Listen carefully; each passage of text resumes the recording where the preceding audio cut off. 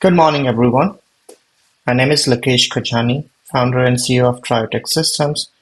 Beyond my professional life, I'm proud volunteer with ACISA, the Arts and Cultural Initiative of South Asia, and I'm delighted to be your moderator for today's session. Before we begin, please note that today's session is being recorded and the link will be shared in ACISA's weekly newsletter.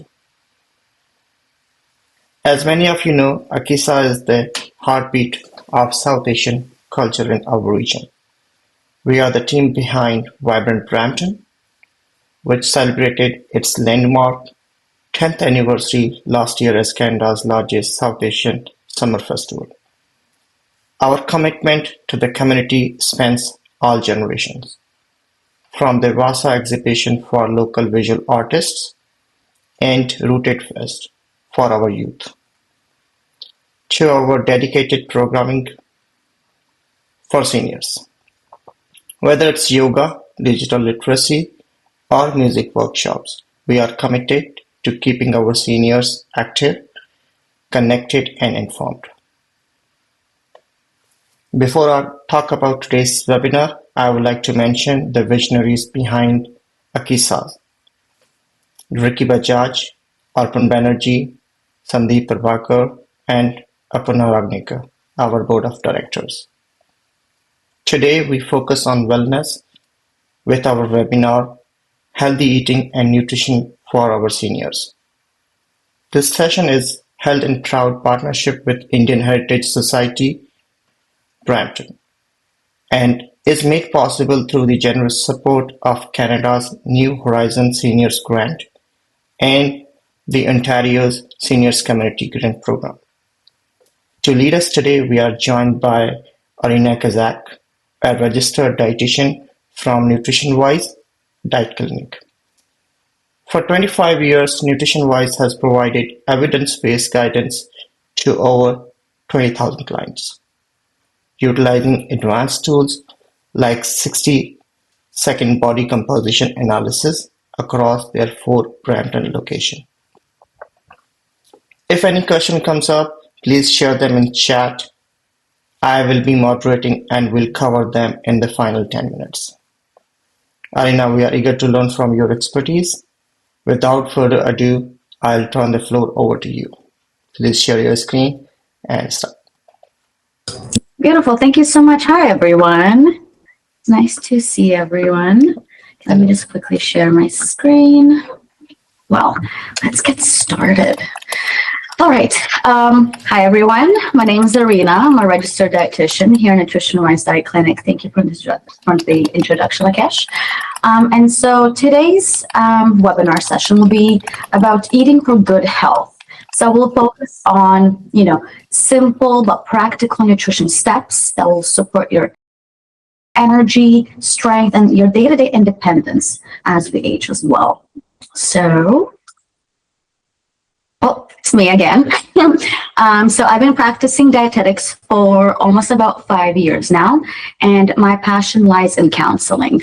I love our one-on-one sessions with my clients or patients, and I mostly specialize in diabetes and high cholesterol, where with the client privately, we try to create any suggestions on dietary patterns or lifestyle changes, and together we create meal recipes or different alternatives to help them overall suit their diet. So I'm not prescribing a diet or tell you exactly what to eat. We work together to create a balanced nutrition where you can, do this for the rest of your life and not have me to support you, have to rely on me, and you have the education to be able to make all these changes on yourself, even when you go on vacation, because sometimes, when we go on vacation, everything goes off-road, but education is there for you to be able to, pinpoint the things that we want to keep us healthy.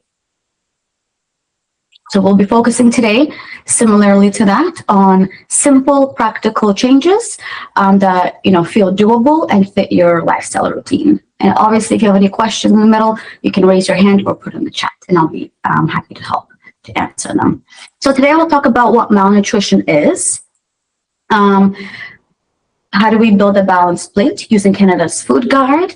the major 4 food groups. We'll talk about bone health, heart and brain support.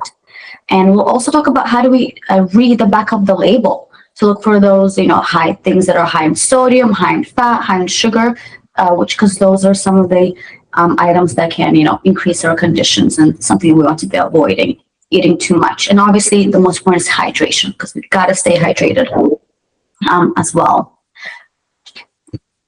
So some common challenges that we face as we age, because things become a little bit more difficult, is that sometimes low appetite, maybe because it's medication or our taste buds are changing and we just don't want to eat so much. But that is also related to low nutrition and low energy. So then we don't have the energy to get up and cook or do something. So that's like a whole little loop that kind of starts kicking towards our nutrition intake. Sometimes people feel constipation, right? Or diarrhea sometimes with medication use or kind of that unbalanced eating. We've got indigestion, so that could be gas, bloating, cramping, anything related to our gut. Maybe sometimes our cooking skills, decline, or we're unable to hold or, kind of do things that we were able to do younger. So cooking becomes harder. And so we rely on kind of those prepared foods. Obviously, drinking enough water. Again, our taste buds are changing and we're not drinking enough water. And obviously also managing any conditions that we have. Some common ones are blood pressure or blood sugar levels, high cholesterol, anything like that. And our grocery choices. So what do we buy? What do we eat? What kind of foods do we need to eat? Exploring those areas. Do any of these challenges relate to any of you? Or are there any other things that we're experiencing day to day that I haven't mentioned or you would like to share? If you want, you can put it in the chat, if anything. And I'll just go on afterwards. Okay, so what is malnutrition? So malnutrition doesn't always mean not eating at all, right?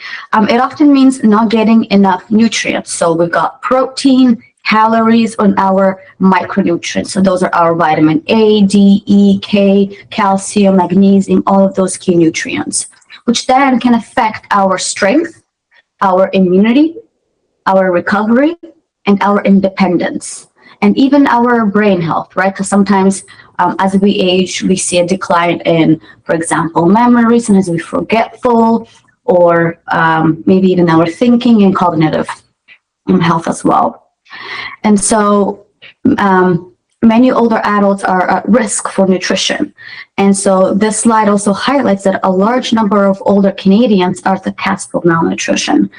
This study was done by Health Canada, and they found that 30% overall of seniors or older adults are at risk for malnutrition, which means they're not eating enough of these key nutrients to support kind of our body needs as we age. So what are healthy foods? Healthy foods are simply foods that give your body the nutrients. It needs to feel well, to have energy, and to stay healthy, right? There's no perfect food. There's no one food that will, like a magic pill. It's not going to fix everything. What matters the most is what we eat overall, day to day, week by week, month to month, and it's the overall diet. I'm sure everyone has heard of this quote as, everything in moderation. Right? So we want to be eating a little bit of everything. That way we can still enjoy life and not be so restrictive and feel like we'll constantly have to be fighting our urges and cravings and things like that. So what is balanced eating? This slide, so we're going to be talking about what is balanced eating. Does anyone have an idea? What do we mean by balanced eating or healthy eating? Any ideas? Or what does balanced eating look for us? Well, balanced eating means combining the main food groups in a way that will support our energy, muscles for the strength, our digestion, and any chronic disease prevention, right? Without complicating the rules. So it's a combination of all the different food groups. So this is our balanced plate visual that was created by Health Canada, and this is our Canadian food guide. As you can see, the standards, half your plate is recommended to be fruits and vegetables, majority vegetables, Why is that? Well, vegetables provide us the nutrients, right? There's many minerals, vitamins, and it's also full of fiber. Also, our vegetables are 80% water. So again, you don't have to be drinking your water. Obviously, we need to be. We could also be getting your water intake from the vegetables that we're going to be consuming with each meal. And then as you can see on the other hand, we've got protein, which is a quarter of your plate. And then the same size, the same amount as our carbohydrates, right? And as we know, we want to be choosing whole grain foods. So these are those brown whole grains. We want to be limiting the white because the white, they go through more processing, which means the nutrition is stripped away. It goes through more changes, and at the end the product isn't so nutritious. There isn't enough vitamins or minerals than there's in whole grain, because in whole grain it goes through less processing, therefore there's more nutrition retention, right? So the food has more nutrition to it. Okay, let's build a plate together. I would like for you guys to participate and let me know what kind of vegetables do you think we can include for half our plate? Does anyone have any idea what kind of vegetables we would like to add to our plate? Broccoli? Yeah, broccoli is a great one. I usually say, let's choose minimum 3 vegetables. Because if we eat broccoli for half a plate, that's, you're going to get tired of that broccoli. Cauliflower is a great one, yes. So let's choose three vegetables that we can cover half our plate. So we've got cauliflower, we've got broccoli. What's a third one? What's another one that we can combine it with? Spinach.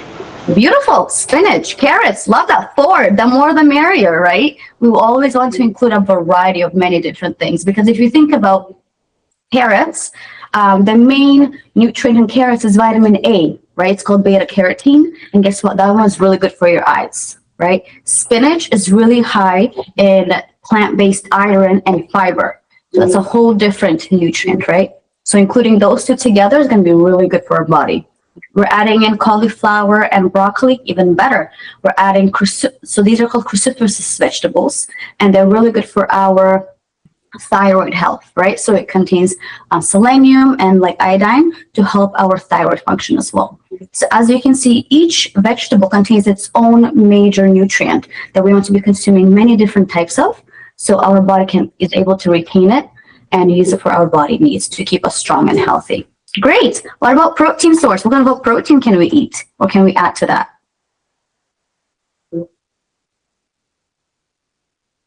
If you're a vegetarian, let me know our vegetarian choices. So any of them. Got plenty of vegetable protein choices.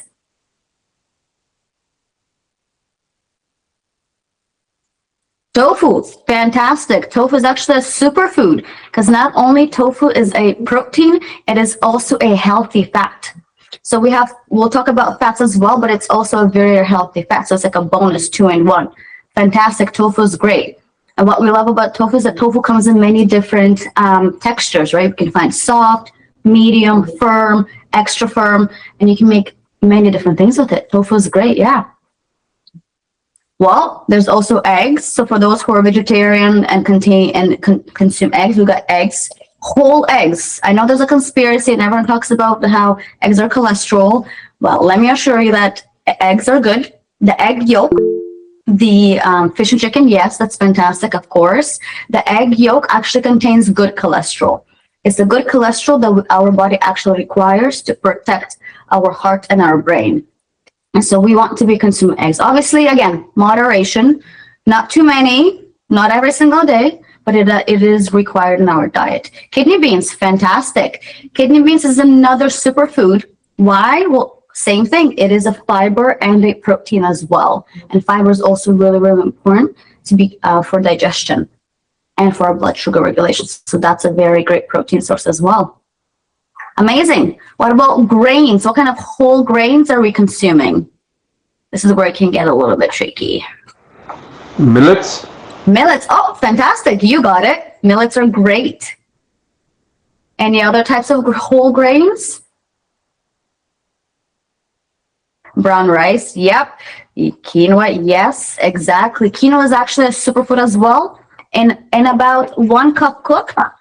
So, you guys can see this. So this is a measuring cup, and it says 1 cup. So if you were to cook quinoa and consume 1 cup measurement of this cooked, so cooked quinoa, 1 cup, you're getting about 8 grams of protein and 5 grams of fiber, which is really good because fiber keeps you full for a longer time and protein supports your muscles. So it's a superfood again. Brown rice is obviously better than white because brown rice contains more fiber. So white rice is stripped away. There's no nutrition. All the nutrients have been kind of stripped away. There's no fiber. So we're kind of just eating empty calories. Whereas the brown rice still contains that fiber. So it has its own coat.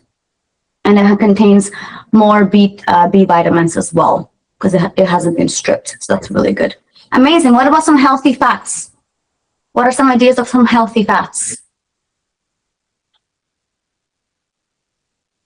I can throw one in. Avocados. Do you like avocados? Olive oil, yes. Olive oil, 100%. That's a really good one.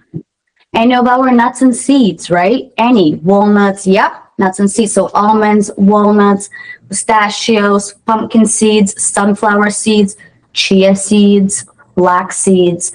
Those are all really, really high in omega-3.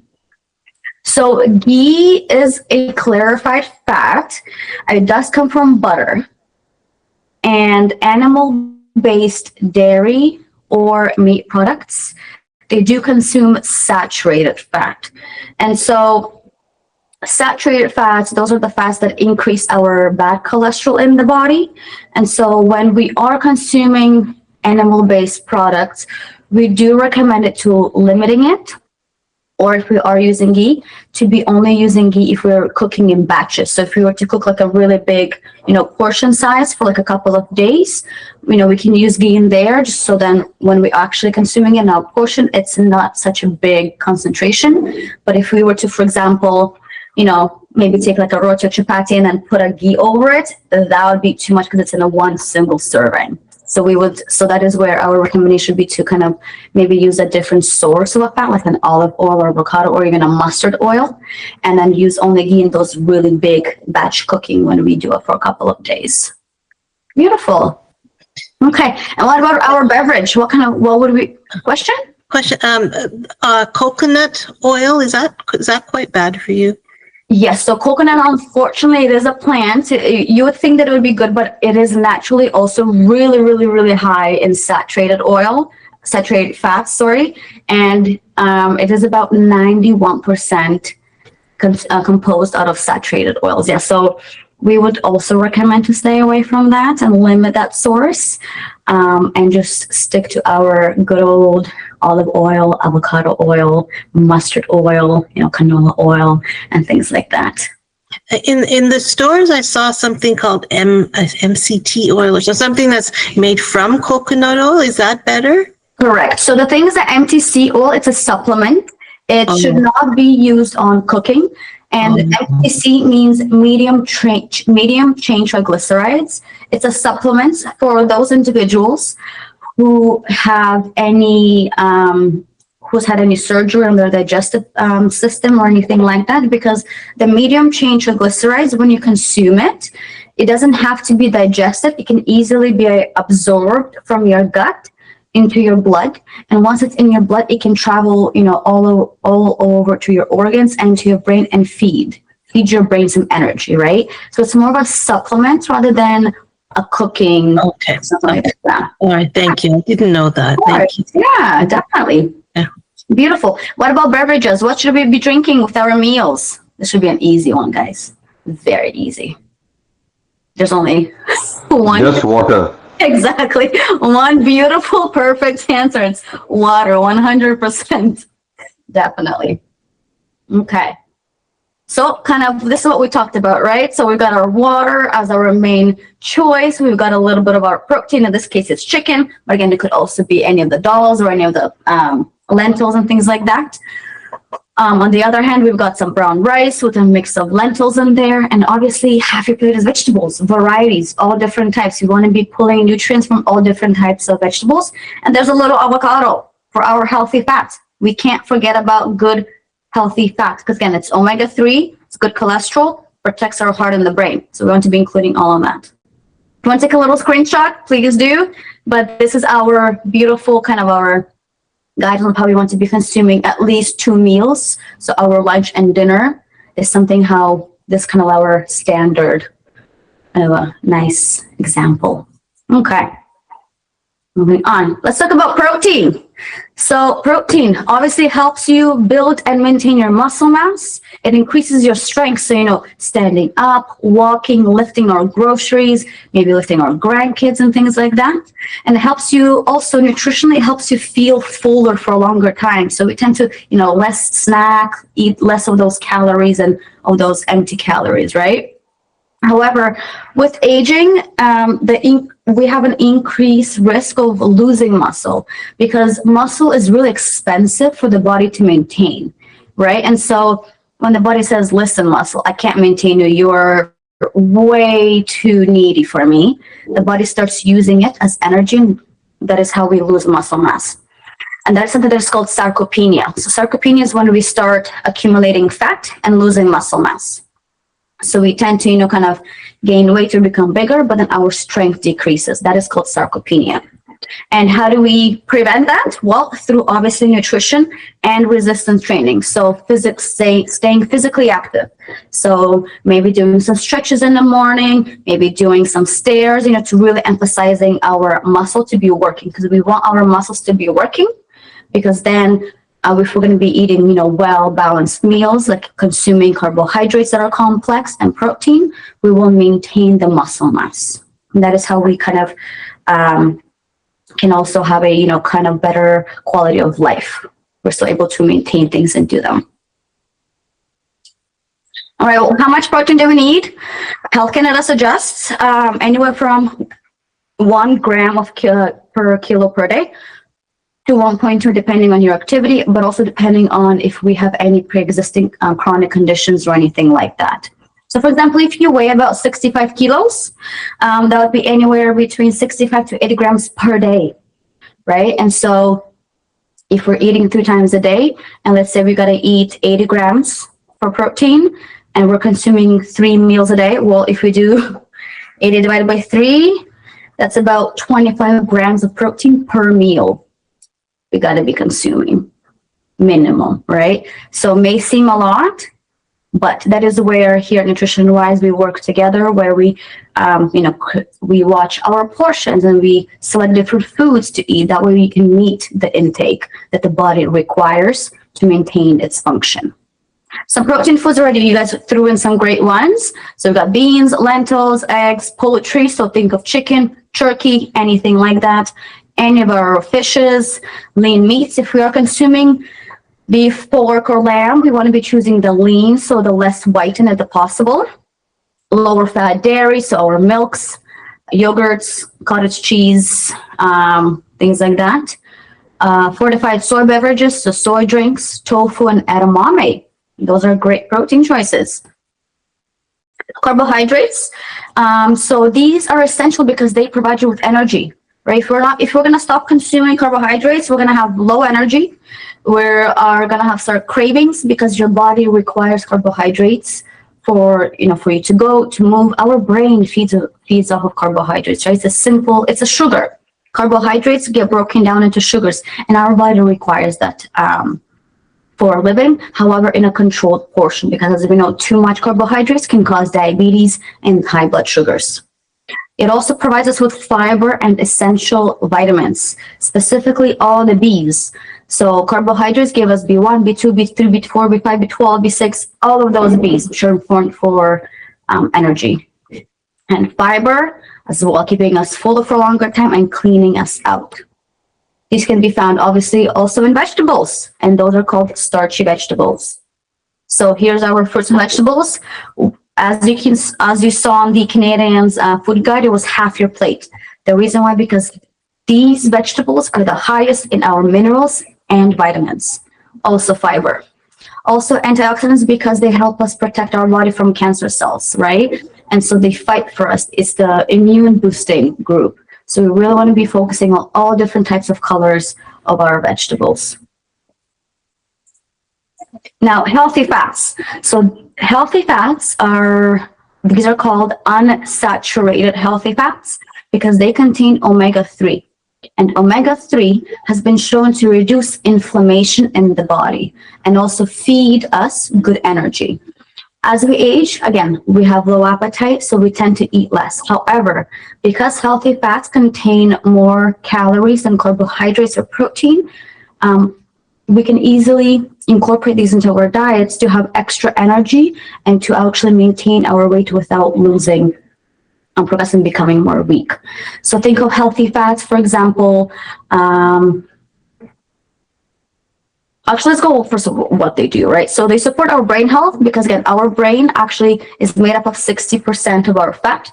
So your brain consumes both carbs and fat, but it loves fat more because there's more energy in it. Reduces inflammation, like I mentioned before, provide us energy, and also most importantly provides it helps us absorb nutrients like A, D, E, and K for our body. And vitamin A is important for our eyes, vitamin D for the bones, vitamin E and K for our blood and skin. So what are some healthy fats? Again, you guys did an amazing job of mentioning what those are. So olive oil, tofu, dairy, right? Our 1% or 2% milk, or other dairy sources, eggs, fatty fish like salmon, sardines, anchovies, olives, black, Kalamata, green, any of the different olives, avocados, and nuts and seeds. Again, any nuts and seeds, there's no discrimination. They're all brothers and sisters or cousins. So all nuts and seeds are great. Now let's talk about bone health and why it's so important. So bone health allows us to remain active, right? It prevents us from having fractures and being independent and performing tasks without assistance, right? So we are remaining our movement and how the body functions. But bone health is two aspects. It's nutrition and movement. So think of physical activity. Right. So from Nutritionwize, we talk about calcium, vitamin D, again, protein, and from physical activity aspect, it's the strength bearing exercises. The more you exercise, the more you choose to do things on your feet. Your bones actually then, because you're applying pressure, it signals your body that, hey, I'm being applied pressure on, I need more nutrition. Then your body listens and says, well, I'm going to have to pull out extra calcium. I'm going to have to pull out extra protein and supply my bones with it because they're being used in exercise. So we need to strengthen that. So the more you exercise, the more your body listens to you and starts using its nutrients throughout the body. However, we don't get enough of vitamin D, specifically vitamin D from the diet. So Health Canada does recommend supplementing extra with vitamin D. These are just some general guidelines. So anyone under 70 is 600 IUs and anyone over 70 is 800. However, unfortunately here in Canada, we have an epidemic of low vitamin D. Every single person, majority, almost 90% of the population is deficient in vitamin D. So your personal vitamin D recommendation may be different. It is recommended to, speak to your healthcare provider, maybe do some blood work and check your vitamin D levels. And then based on that, the doctor would let you know what kind of a dosage you got to take for your vitamin D. Vitamin D, again, it is very important for bone health. However, vitamin D is also really important for your immune system. So how strong your body is to fight back any colds, diseases, anything like that. It's also really important for your cognitive health. Because vitamin D is a fat hormone, it feeds your brain as well. Because again, as we talked about, our brain is also 60% made out of 60% fat. So it feeds your brain as well. So think of memory, concentration, cognitive health, and things like that. So vitamin D is essential. Very, very, very important. Some foods that are high in calcium, well, obviously our dairy, milks, yogurts, fortified soy beverages, tofu, salmon, sardines, with bones. If you want, sometimes you can choke on bones. Obviously, it's a high risk. But if you get salmon or sardines in a can, and they do contain liver bones, those bones are so soft because they've been in, in water for so long that they will break in your saliva. Like your saliva has enzymes that literally will break it because it's that thin. Obviously, if you don't want to risk it, you can remove the bones, but the bones are really, really high in calcium as well. Obviously, our legumes, nuts and seeds, and dark leafy greens. So that's spinach, arugula, mixed greens, broccoli, all the dark, beautiful kale, all the dark leafy greens. Vitamin D, again, there is traces of it, but not too much. It's our fatty fish, eggs, fortified milk, and plant beverages, but most of it is coming from supplements.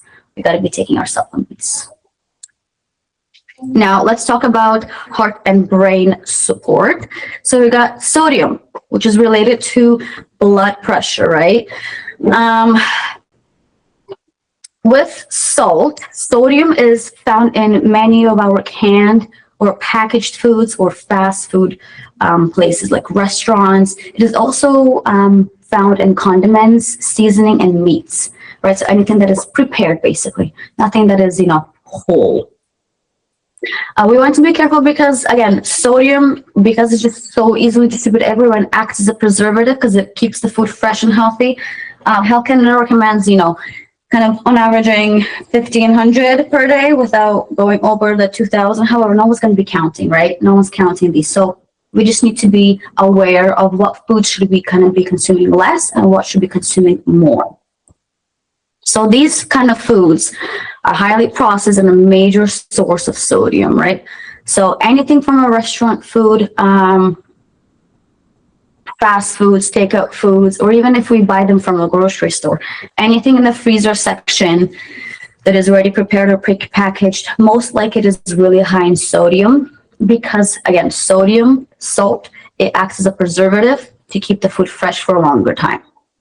Right? So we want to be limiting these items. Also cheese, because cheese, is in a package, it's refrigerated for a longer time, naturally it needs salt to ferment, do its thing, but also for shelf life to be really high.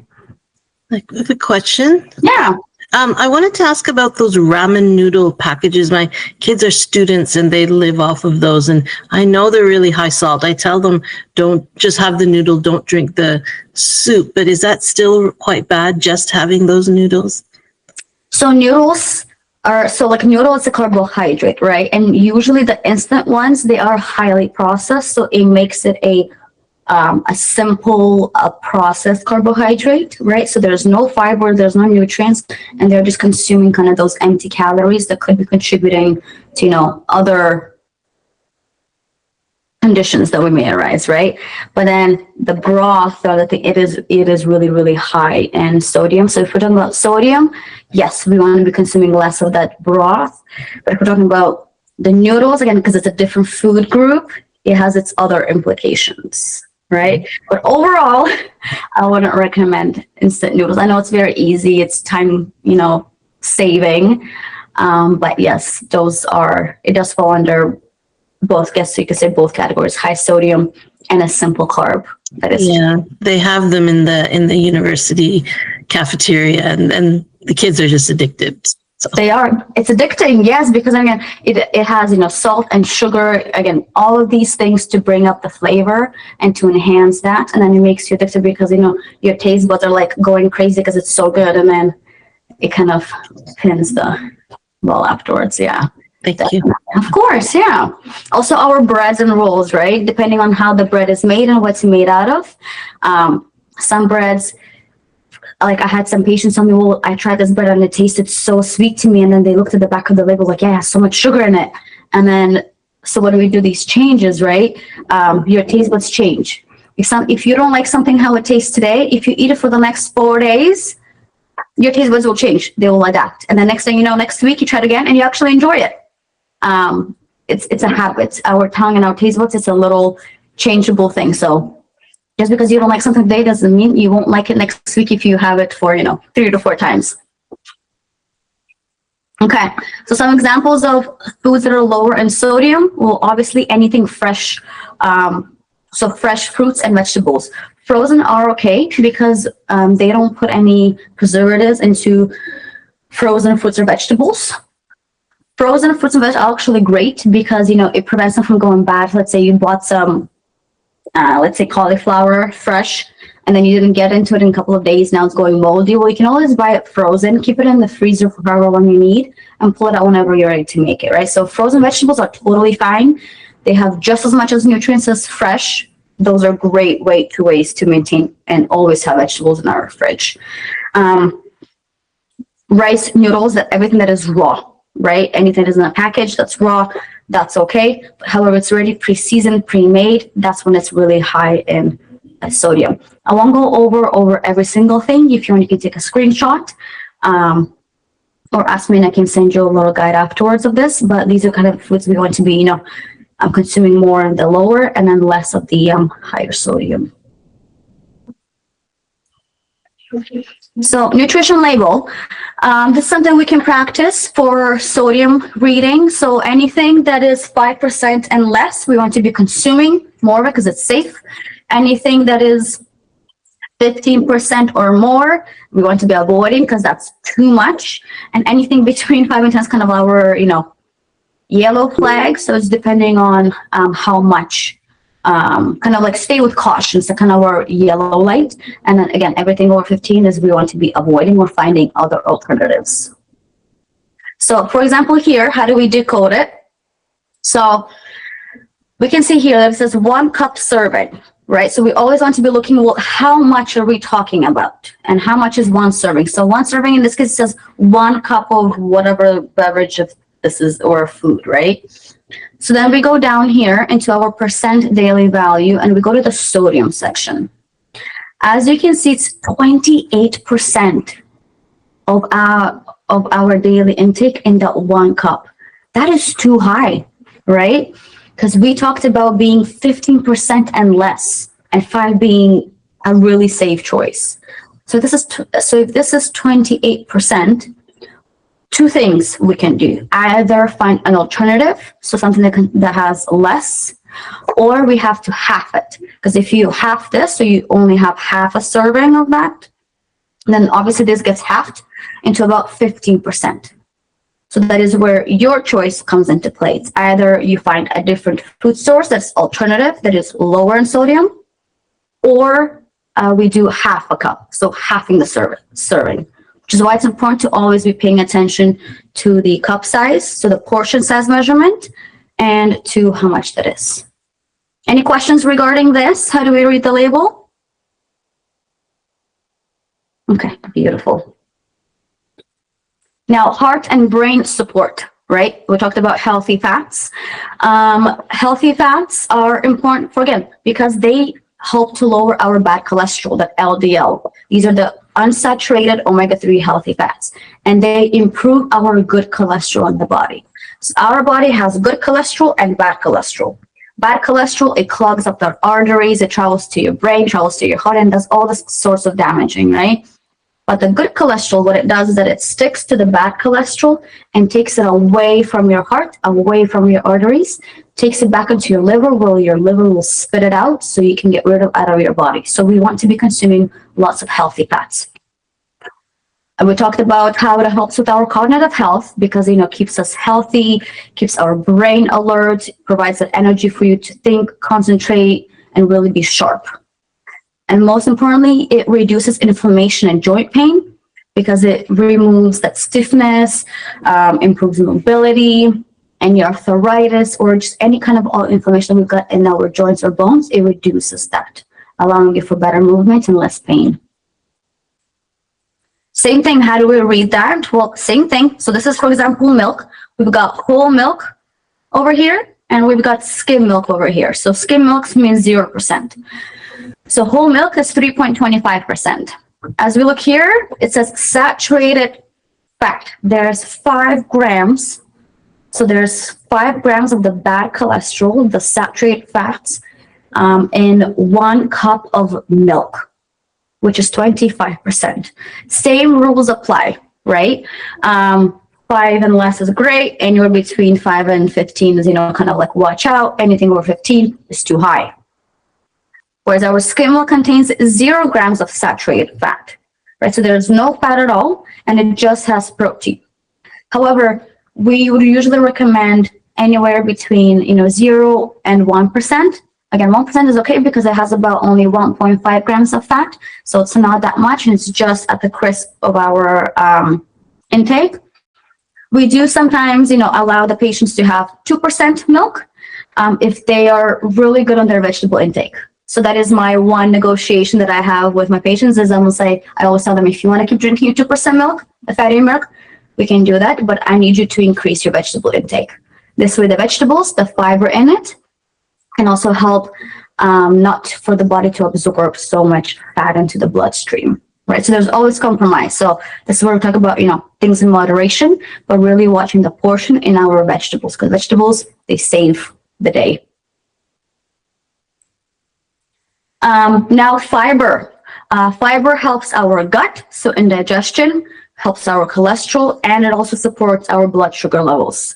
So the recommendation for women is to have about 20 to 25 grams of protein of fiber per day. And for men, it would be 28 to 30, so up to 30 grams of fiber per day. This is important because it keeps our digestive system moving, prevents constipation.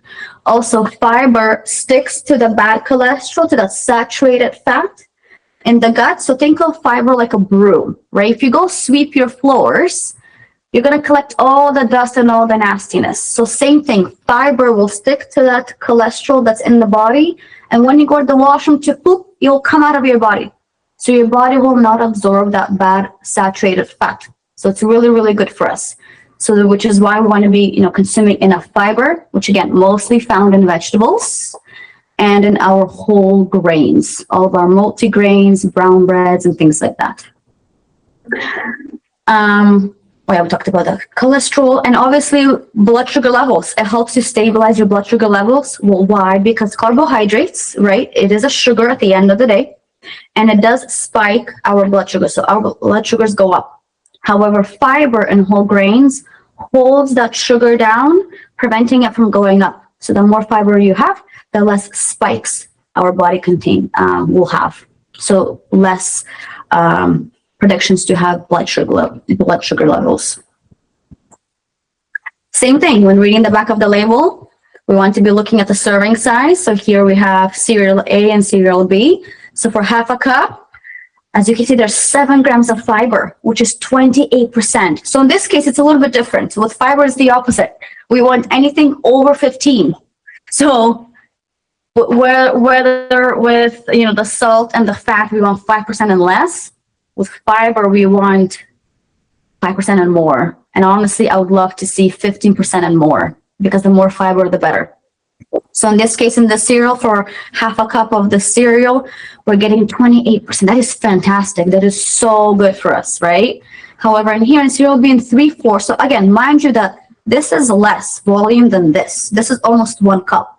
So you have to eat more of this, but you get less fiber. Who wants that? Absolutely not. We want to eat, a good portion with lots of fiber in it, right? So this is 4%. No. We got to find something else. It's not worth the calories. Your body wants better. You can do better. Your body deserves better. So we're not going to do this. We're going to do the better one. Okay. Now, hydration and digestion. Also a key for our health as well. As we age, our thirst declines, unfortunately. So drinking regularly is really, really important. Also, if we are on medication, sometimes our medication can, prevent our thirst mechanisms or our body to secrete less saliva. Therefore, then we want to drink less. And again, lots of many things can affect your thirst and your hydration status. However, it's really important to drink regularly, right? We're not talking about, chugging your water bottle right away, but kind of having your cues. And if you're someone who struggles with, thirst, like you're not getting those mechanisms, try to have water bottles or cups all around the house. I know it can get cluttery, but it's only for your own benefit, right? Have it at your nightstand, have it in the kitchen, have it on the tables. This way there will be water everywhere you see, and every time you see, you will take a sip. So the importance here is to be sipping on water throughout the day, rather than, oh my God, I need to drink water. And then you sit there downing the water bottle, right? That is uncomfortable. We don't want to be doing that. We want to be drinking throughout the day. And again, water, not our sugary drinks, right? Even if we're drinking like a, sugar-free lemonade or juice or anything like that, it would contain other items in it, right? It would contain other additives, preservatives, and things that your body will absorb. Even though it's 0 calories, it's fine, but the best choice is just always water. It's our pure H2O that is required for the brain, for our everything cells, for everything to function. Also, our blood is 90% water, right? So we want our blood to be nice and light and flowing all around our body. Hydration helps us prevent from, being dizzy, prevents from falls, confusion. Again, constipation can also happen from dehydration. So if we're not drinking enough water, think of your gut like a water slide, right? If there's food in there, it needs to be moving very nicely. And if there's no water, it's going to get stuck along the way.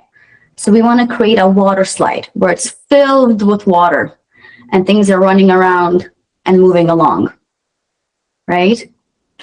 How much water do we drink? Well, so men over 50, it's about 3 liters a day, or about 13 cups. And for women, it's about 2 liters a day.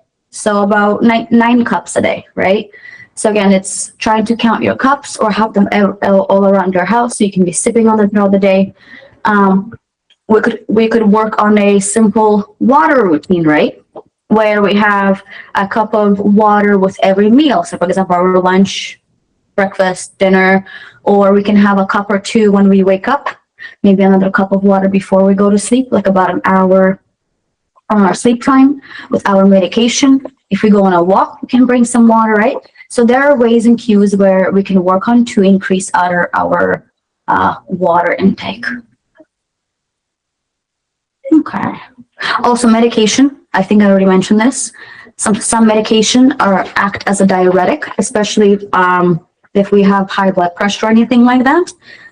Some medications will make you lose even more water. So in that case, it's even more important to be hydrating and drinking enough water so we're not losing too much.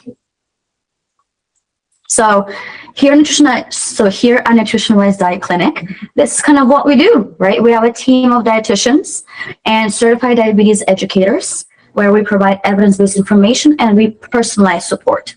So we provide all of these recommendations based for each individual's needs and kind of what is it fitting with their lifestyle, right?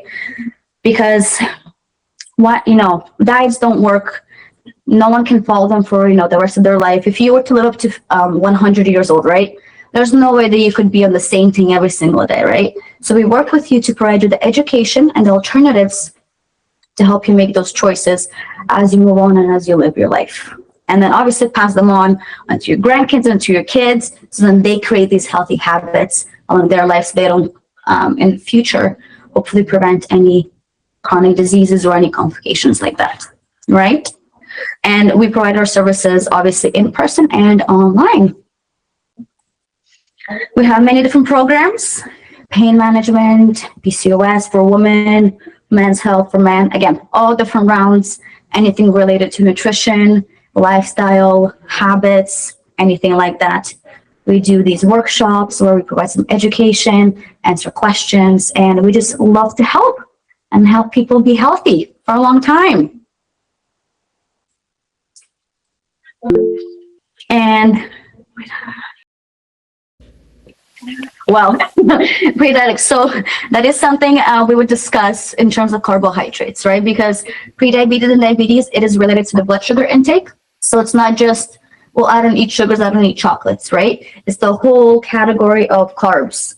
Because carbs, at the end of the day, they get broken down into glucose, and it's that glucose that our body reacts to that spikes. And so think of carbohydrate group like a wall, right? If you break down a wall, it starts to become a single brick, right? And so that brick is your glucose. So it's managing our carbohydrate intake. So kind of grains we're eating, are we eating enough fiber? Again, don't forget fruits. Even though fruits are healthy and they do have lots of minerals and vitamins, they are a sugar at the end of the day because they do contain fructose. And fructose is a different form of glucose. So we want to be well, I guess not avoiding, we want to be choosing what kind of fruits are we doing. Are we doing them whole? Are we blending them? Are we juicing them? Are we doing canned? Because usually canned are the ones that are high in sodium and sugar, like additive sugar. So it's a lot of things to be looking at in terms of the diabetes section as well. So yeah, this is something that we provide services here as well. We have certified diabetes educators, and we deep into that. Of course, no problem. Any questions? Well, I'm done. I had your attention for more than enough, so thank you very much. Any questions or anything like that? Are there any food pairings you would recommend? Okay, hold on. I need to increase this. I can't see. I'm going to stop sharing just so I need to increase the screen. Okay. Beautiful. Let's see. All right. Where's the chat? Are there any food pairings you would recommend if the main protein in the meals is lentils and a carb is still included? Is a carb still included? Yes. So in that case, so for example, if we're doing like dal and rice, for example, right? Any of the chickpeas or lentils or the beans, that would be your protein source. However, that food category is still a carb at the end of the day. It is a much lower than the grain. So in that case, if we're combining those two foods, because they are carb heavier, we want to be controlling the portion size of that.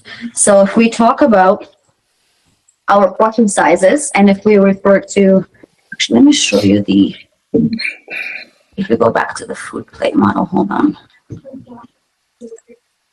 Where is the food plate? There we go. Let me just share this one more time. There we go. So if you look at this, right, as we can see that if this would be our rice, it would be about quarter of a plate, or as we talked about, it's about 1 cup cooked. So this is our portion size, 1 cup cooked, right?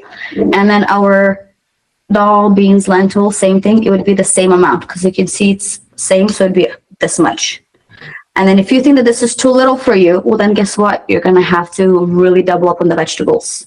And then I guarantee you after that, you'll be very, very full. You would not want to eat. Also, don't forget the healthy fats, because healthy fats have more calories in it. Just a small amount will keep you full. It will be like that last thing to suppress the cravings and things like that. So when we eat a balanced plate meal like this, we include all 4 food categories in there. We do feel fuller.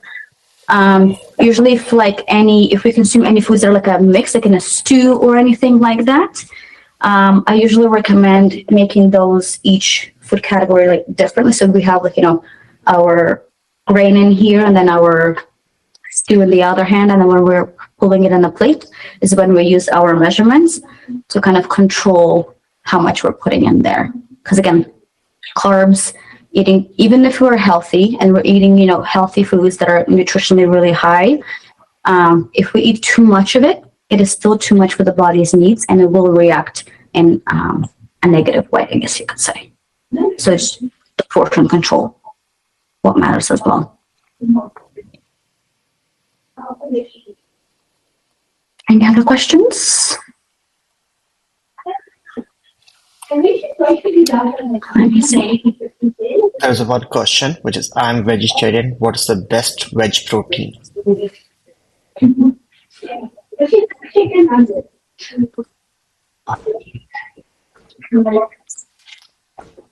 Arina, there is a question.